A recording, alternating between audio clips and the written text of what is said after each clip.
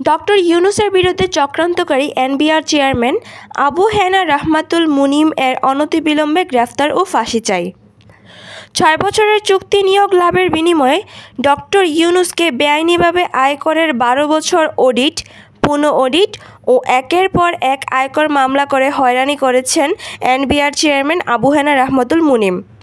অন্যদিকে তিনি লক্ষ কোটি টাকা পাচারকারী বড় বড় লুটের ব্যবসায়ীদের ক্ষেত্রে এই ধরনের কার্যক্রম গ্রহণ করেন নাই। এনবিআর চেয়ারম্যান আবু হেনা রাহমাতুল মুনিমকে আগামী ২৪ ঘণ্টার আলটিমাম দিয়েছেন ছাত্ররা। এর মধ্যে যদি তিনি পদত্যাগ না করেন তবে এর থেকে কঠোর ব্যবস্থা নিতে বাধ্য হবে ছাত্ররা।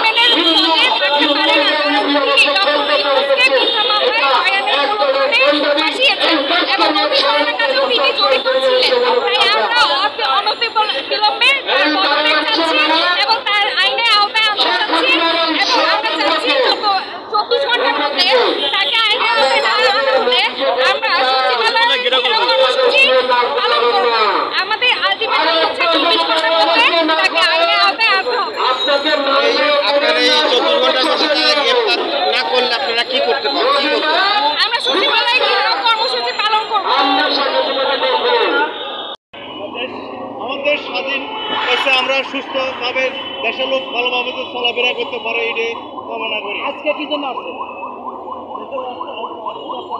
অর্থ পাচার বিরুদ্ধে